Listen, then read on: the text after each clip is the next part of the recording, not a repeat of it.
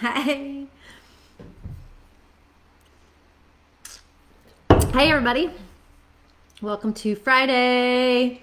It's a glorious Friday here and the wind has stopped blowing, which you all know how that makes my heart sing.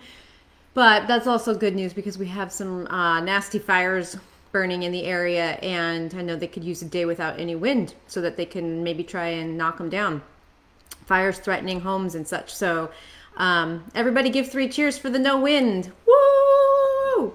Hello, ladies. Hi, Jen, Bert, Margot. Happy Friday to all y'all. Hi, Patty. Oh boy, it feels good to be at the end of this week. I had a great week though. I worked from home this entire week. I played hooky and I got so much done. I don't feel nearly so stressed out as I did like maybe last week. Oh, it feels good to get a lot of stuff done. I did a lot of work on our Great American Air and Afghan class, finishing up all of the future modules yet to come on that. And rigging up a special surprise for some of those people that are in our Afghan class right now. So I'm super excited for our 12:30. Today is one of our square meetups, and so at 12:30 I get to tell them all about the surprise. Paula, how are you, dear? Are you in a level 3 evacuation area? Hi Heidi, hi Sarah, Erica Z, hello. Yeah, dear Paula, she lives somewhere in the vicinity of the current fire that I was just saying is, I'm hoping no wind means that it gets better. And Laura from the store. Hello. Oh, Mary, you're working from home too. And yes, you're getting so much done. And here's the beauty of it. I don't mind that I can stand up and take a stretch and load the dishwasher or start a load of laundry. It doesn't feel like it's a distraction to me to do the housework. It feels like, oh my gosh, I'm killing 2 birds with 1 stone. Like I'm getting all my work done and I just started that load of laundry. At least this week it feels like that. Maybe if this was the permanent situation, I wouldn't feel so happy about it, but I don't know. It ain't bad. I don't hate it. So I have something to show you guys. I'm in a dress, so I have to figure out how I'm going to do this without exposing myself. Let's see here. I'm going to get out of the picture for just a second. 1, 2, 1, 2. I did it. I finished a pair of socks. They might only be ankle socks, but I still finish them. So I get to cross one more thing off of my list. And you know what that means? I just freed up 2 size 1 needles to cast on another pair of socks. Yep, I'm gonna do it. You know I'm gonna do it. I'm gonna make those afterthought heel socks I was talking about. You're on level 2, Paula? Oh, honey, I'm so sorry. I'm so sorry. You know, you just call us if you need anything. I'm sure my parents would, well, my parents are just left town. Well, Jennifer would go and help you with anything and while I drove. So you just call us if you need us to move you out of your house or whatever. Oh, that sucks. Oh yeah, socks. Okay, so I'm going to cast on those Afterthought heel socks. I've never done those before, and the Dream in Color sock set has a mini skein attached just for this very purpose. So I'll let you know how that goes on Tuesday. No, this is not my wool-and dress. Jan asked if this is my wool-and dress. This is the dress that I've lived in for many, many years now that I bought, made by Culture Fit, P-H-I-T. And I'm going to tip that up just a smidge. And it is, there we go. So it's just got pockets. It's loose. It's got a nice sleeve. And it is the best dress. I wish that I had bought 3 of these because it's not made anymore. And I literally live in this all summer long. And I did buy a charcoal one. But charcoal in my skin tone, does not do me any favors, especially with my weird white legs, my pasty white legs. So black is better. I think I got rid of the charcoal one actually. My friend Tina also owns the same dress, and we frequently show up together at events wearing the same dress. But it's such a winner, such a winner. Cheryl, hello, another fire survivor. You guys, this wildfire season, it's brutal. Oh, Cheryl's out in Eastern Oregon, and a fire just came through, and it literally just burned a periphery around her house. They were able to save her house. The crews turned out and saved her property. So I'm so sorry. It was such a relief. I know you're going through a lot right now. Good to see you. Cheryl is a spinner and dyer and makes the most beautiful yarn. And I just... New Hue Handspuns. Oh my gosh, I almost had a blank there. Yeah, if you ever need some fiber for spinning or some beautiful handspun yarn, New Hue Handspuns is Miss Cheryl. So I'm glad to see you here. I'm happy that they were able to save your place. I tell you, wildfire season in 2020, it's just like a recipe for disaster, right?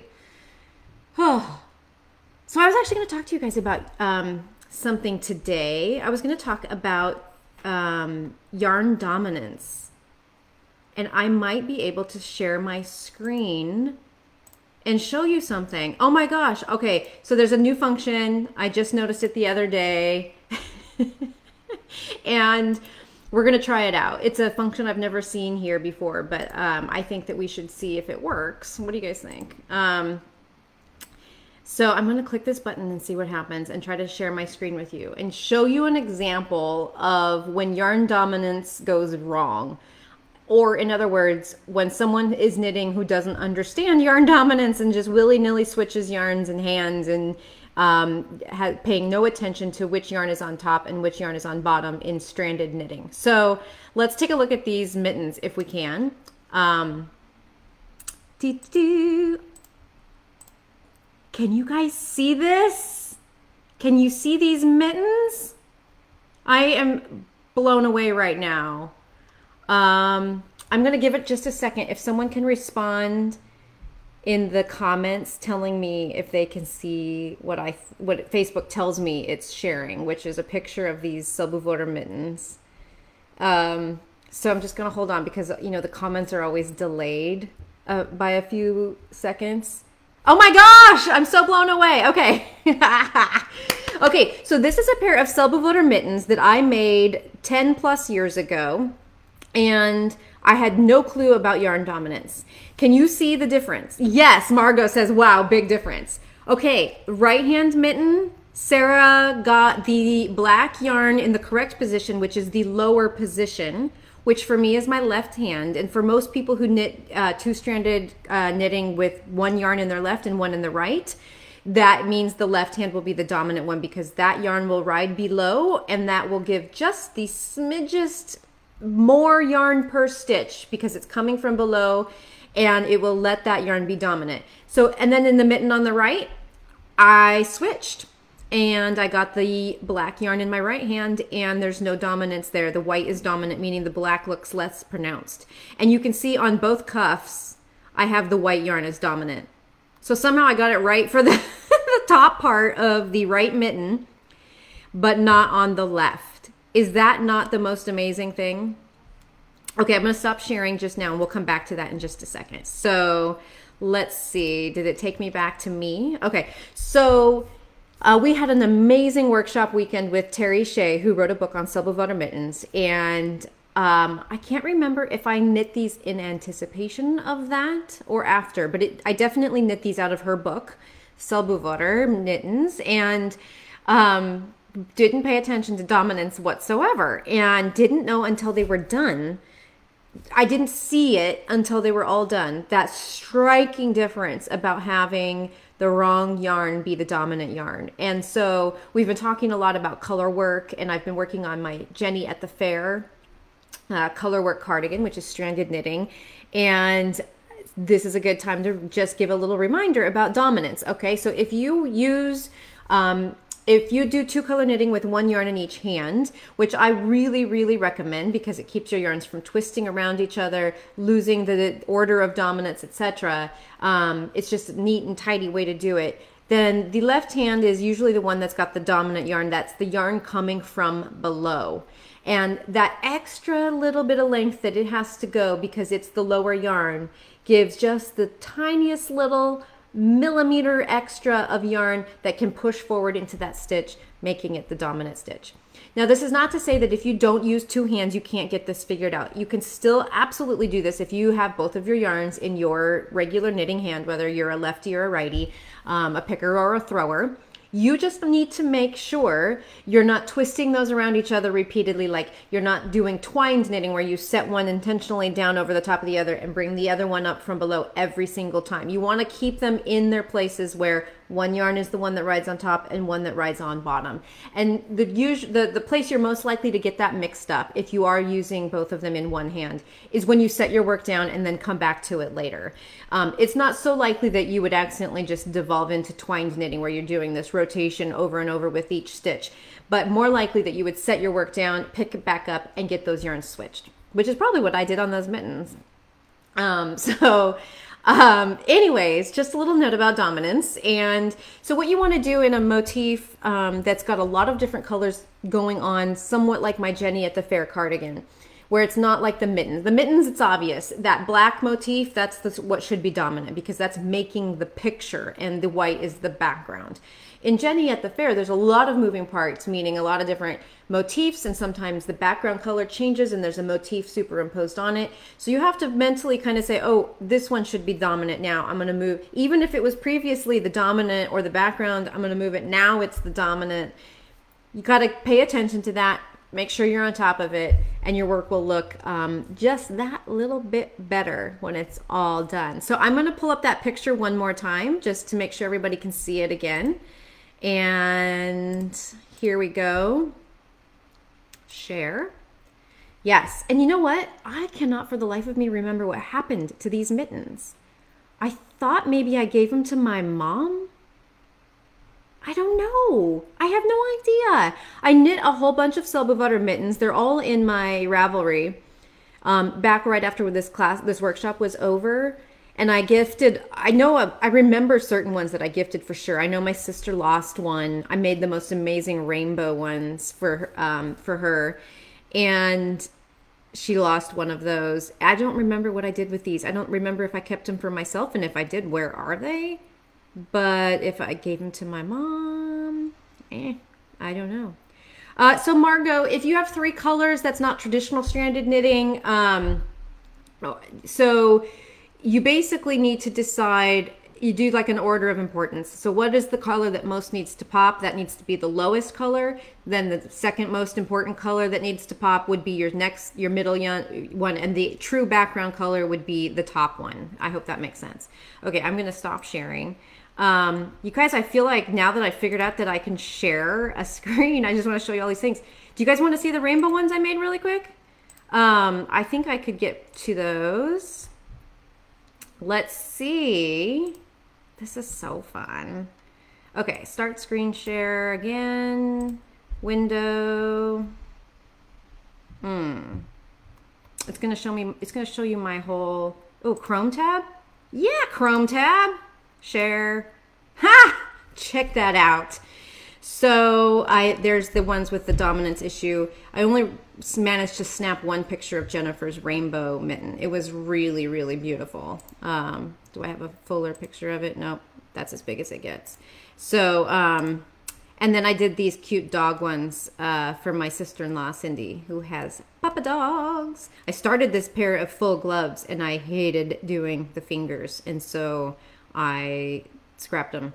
But I'm going to just come on back now to our video. And so you can see all those fun self-movement. If you can get your hands on Terry Shea's book, I think it might be out of print, but there's probably used copies floating around. You could just knit through that. It's so entertaining. And I know I have said this multiple times these last couple weeks, but if you are making patterns with colors, they go so fast. When you're following a chart, you just constantly want to see, even when it's fingering weight yarn and you're just, down on tiny needles, it goes so fast because you just want to see how it develops.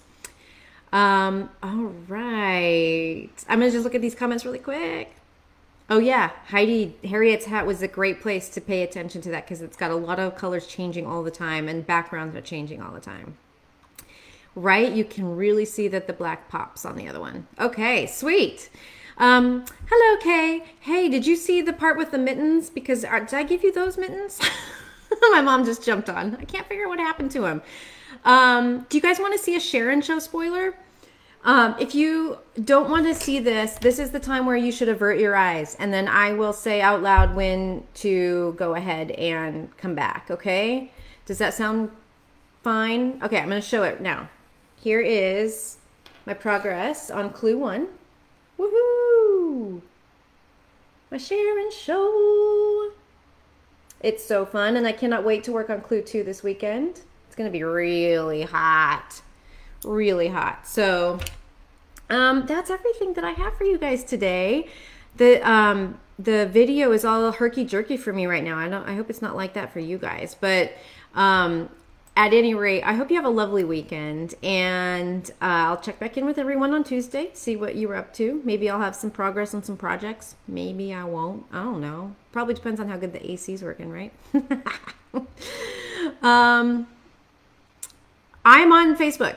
Mary asked what platform I'm using. I'm just on Facebook right now. So I did try this out in a group that I run earlier today to try that screen sharing, and there was no option to screen share in the group, and that was just as me. But I think if you were running a live off of a page, like an official page, that's when you get the option to screen share. So take that for what it's worth.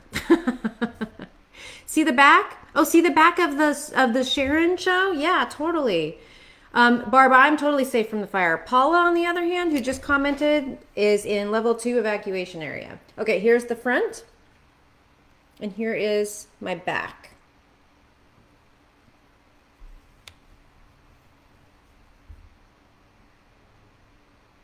There's those slip stitches up here in the second slip stitch section. So I don't know if that helps you, Paula, but I hope it did. All right, everybody, I'm going to check out now, and I'll see y'all next week. Take care.